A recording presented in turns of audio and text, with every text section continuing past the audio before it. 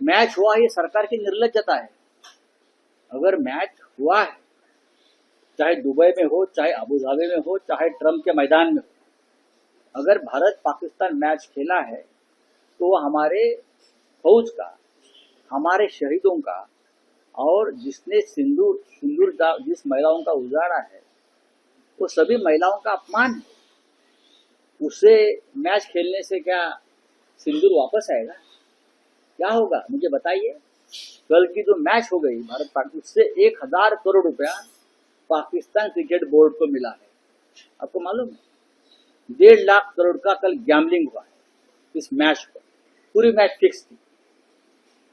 ये सटोरिया थे, जो गैम्बलर्स थे, वो पूरी मैच फिक्स थी। 1.5 लाख करोड़ का कर गैम्बलिंग, उसमें से 50,000 करोड़ पाकिस्तान में गया। आप लोगों ने जो ऑपरेशन सिंदूर से पहले IMF क्या इंडियन मॉनेटरी फंडिंग का जो एक संस्था है, वर्ल्ड बैंक है, आपने कहा था कि पाकिस्तान को किसी प्रकार से लोन मत देना। एशिया डेवलपमेंट बैंक को आपने कहा कि पाकिस्तान को लोन मत देना। क्यों? ये पैसा पाकिस्तान टेररिज्म में इन्वेस्ट करेगी, फंडिंग करेगी। तो कल जो पैसा मिला है भारत के माध्यम से, कल तो मोदी जी ने पैसा दिया उनको, अमित शाह के बेटे ने पैसा दिया पाकिस्तान को, गृहमंत्री ने पैसा दिया पाकिस्तान को। वो पैसा कहाँ जाएगा फिर? वो पैसा भी टेररिज्म में आएगा ना। तो ये निर्लज्जता है। जिस तरह से कल पाकिस्तान के साथ मैच को खिलाया गया, खेलने को, सुनील गावस्कर का मैं अभिनंदन करता हूँ। कल गावस्कर जी ने कहा है कि भारत का जो भारतीय क्रिकेट टीम है, अगर उसे कहा जाता है कि आप मत खेलो तो हम नहीं खेलते, लेकिन ये भारत सरकार ने परमिशन दिया स्पेशल खेलने के लिए। ये भारत सरकार की इच्छा थी कि पाकिस्तान के साथ क्रिकेट खेले, पाकिस्तान के क्रिकेट बोर्ड को 1000 करोड़ मिले, और 1.5 लाख करोड़ का जो गैम्बलिंग हो गया है, उससे जो 50,000 करोड़ मिलने वाला है वो भी मिले, और पाकिस्तान का टेररिज्म मजबूत हो और हिंदुस्तान में हमला करे। हमला करने के बाद हम उसका पॉलिटिकल फायदा उठाकर चुनाव में जाएंगे। ये उनकी रणनीति है। Thank you very much. हे काय सरकारला कळत नाही? हे काय गृहमंत्री अमित शहाना कळत नाही? हे काय जय शहाना कळत नाही? हे भारतीय क्रिकेट बोर्डाला कळत नाही? सुनील गावस्कर यांनी काल सांगितलं। गावस्कर काय म्हणाले का?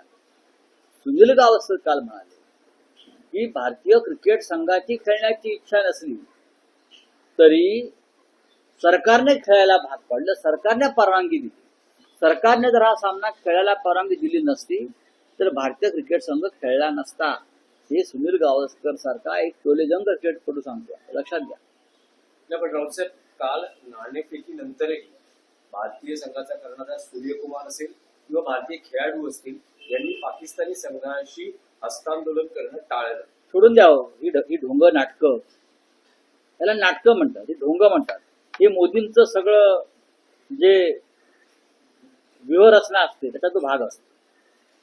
मोदी गेले तिथे चीनमध्ये आणि पाकिस्तानच्या प्रधानमंत्र्याकडे पाहिलेही नाही, बाजूला उभे होते ते, पाहिले नाही, पण होते ना तुमच्या बरोबर, तुमच्या रांगेत। हस्तांदोलन केले नाही तो, पण ते होते तुमच्या बरोबर। तेही चीनच्या प्राईम मिनिस्टरला भेटले, तुम्ही भेटला। तसंच आहे, हस्ता खेळलात ना मैदानावर त्यांच्या बरोबर। शेक हँड केलं नाही हे सांगताय कोणाला तुम्ही? आम्हाला सांगताय? आम्ही का मूर्ख आहोत तिकडे? या देशाची जनता, भारतीय नागरिक, थोडं जरी राष्ट्रवादाचं रक्त कोणाच्या, लोक फासावर गेले देशासाठी, लोक शहीद झाले बेळगावमध्ये, पुलवामामध्ये, आणि तुम्ही एका मॅचवर क्रिकेटपटू बहिष्कार टाकू शकत नाही पैशासाठी? भगतसिंग, राजगुरूचं नाव घेता ना तुम्ही, अशफाकुल्ला खां वगैरे जे फासावर गेले देशासाठी, आणि तुम्ही फक्त शेक हँड केला नाही। याचं काय कौतुक आहे या भाजपच्या लोकांना? बघा बघा, त्यांनी शेक हँड केला नाही, शेक हँड केला नाही। हा काय उत्तर झालं का पेलगावच्या शहीदांचं कुंकू पुसलं महिलांचं, त्यासाठी नाचक्की केली काल देशाची। राऊत साहेब, या सामन्यावरून तुम्ही भाजप, शिंदे शिवसेना यावर मी कोणावरही टीका टिप्पणी करत नाही। शिंदे शिवसेना, अरे सोडून द्यावं, हे आहेत बघा। असं आहे की शिंदे असं विचार, बाळा ते कोण विचारणार? बाळासाहेब ठाकरेंचा फोटो लावणं बंद करा. एकनाथ शिंदे विचारतायत म्हणून तिथे काही घडत नाहीये. बाळासाहेब ठाकरेंनी भारत पाकिस्तानच्या सामन्याला विरोध केलाय. दहशतवाद आणि सामना एकत्र होणार नाही बाळासाहेब ठाकरेंचं म्हणणं आहे. तुम्ही आम्हाला का प्रश्न विचारताय? एकनाथ शिंदे आम्हाला प्रश्न विचारणार? अमित शहाच्या मुलाला विचार, त्यांना म्हणावं तुम्हीच मला प्रश्न विचारायचा नाही. एकनाथ शिंदेसाठी उभा नाही मी इथे, मी शिवसेनेसाठी उभा आहे बाळासाहेब ठाकरेंच्या. हा, मला काय तुम्ही सांग, अहो तुम्ही विचारूच नका मला. हे निर्लज्ज लोक आहेत, हे निर्लज्ज लोक आहेत सगळे. भारतीय क्रिकेट संघाचा आणि भारत पाक क्रिकेट सामन्याचा निषेध करणार असतील ते तर मला प्रश्न विचारा त्यांच्या वतीने, मी उत्तर द्यायला तयार.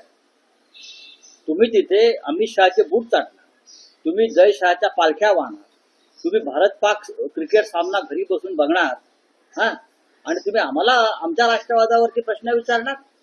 मीडियाने सुद्धा हे गांभीर्याने घेतलं पाहिजे, लक्षात घ्या. बोला.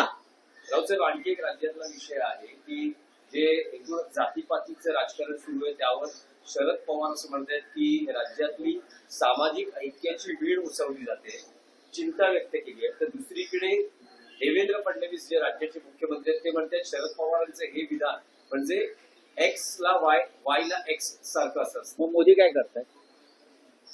अमित शहा काय करतायत? राष्ट्रवादावरती प्रवचनं जोडायची, हा, आणि पाकिस्तान बरोबर क्रिकेटचे सामने खेळायचे. ते भारताची एक्स वाय झेडच आहे ना केलेली त्यांनी, मी दुसरा शब्द वापरणार नाही. भारताच्या राष्ट्रभक्तीची, हिंदुत्वाची त्याने एक्स वाय झेडच केलेली आहे. देवेंद्र फडणवीस यांनी ह्याच्यावर जरा बोललं तर बरं होईल. शरद पवारांसारखं नेतृत्व महाराष्ट्रात आहे यशवंतराव चव्हाणांनंतर. तुमच्यात असे फुलेजंग पर्सनॅलिटी निर्माण झाल्या नाहीत, ही तुमची पोटदुखी आहे. ज्या शरद पवार साहेबांनी महाराष्ट्राला एक दिशा द्यायचा नक्कीच प्रयत्न केलेला आहे.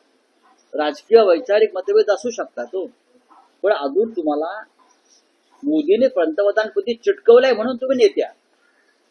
तुम्ही काय सहकर्तृत्वावर झालेले नाही. तुम्हाला मोदीने जसं पूर्वीच्या काळामध्ये सरकारी खात्यात चिटकवायचे मंत्री वगैरे, मुख्यमंत्री ओळखीने, याला पोस्टात चिटकवलं, याला PWD मध्ये चिटकवलं, तसं त्यांना मुख्यमंत्री पदाच्या कार्यालयात चिटकवलंय म्हणून तुम्ही नेत्या.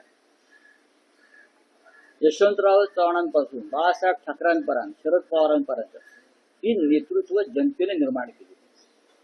ही कर्तबगार नेतृत्व, लक्षात घ्या. चिटकवलेले नेतृत्व नाही तुमच्यासारखे, नोकऱ्या चिटकवतात तशा. सोडून द्या, चला. हा, हिंदी की बात बोली. मुंबईमधल्या समुद्र खाण्याचा अगोदर विरोध होता. जाऊ द्या. काल लोढांनी क्या हिंदी? समुद्र खाण्याचं उद्घाटन केलं. हा, लोढांनी काल एका समुद्र खाण्याचं उद्घाटन केलंय. मग देवेंद्र फडणवीसांचं काय म्हणणं याच्यावरती आहे? सुप्रीम हायकोर्टाचा निर्णय तुम्हाला मान्य नाही का? तुम्हाला महाराष्ट्रातल्या जनतेच्या आरोग्याचा विषय मान्य नाही का? हा, लोढा साहित्य संघाच्या निवडणुकीत जाऊन मतदान करतात, त्यांच्या आणि साहित्य संघाचा संबंध काय? काय तो भूखंड पण जातोय आमचा? मुंबईतल्या प्रतिष्ठित ज्या मराठी संस्था आहेत आणि त्यांच्या जागा मोक्याच्या जागी आहे, तिथे देवेंद्र फडणवीस यांचे निकटचे बिल्डर राजकीय लॉबी आहे, त्यांचं लक्ष. त्याच्यामध्ये साहित्य संघ, मुंबई मराठी पत्रकार संघाची आझाद मैदानाची जागा, मुंबई मराठी ग्रंथ संग्रहालयाची जागा. बरं, इथे हे सगळे लोक घुसून मराठी माणसाच्या या शिवाजी मंदिर या सगळ्या जागांवरती अशा पद्धतीनं हळूहळू गोगलगाईच्या पायानं कब्जा करून लोकशाहीचं नाव घेऊन ते कधी झाले मतदार साहित्य संघाचे. कसलं पॅनल, कोण आहे ते, कोणती लॉबी?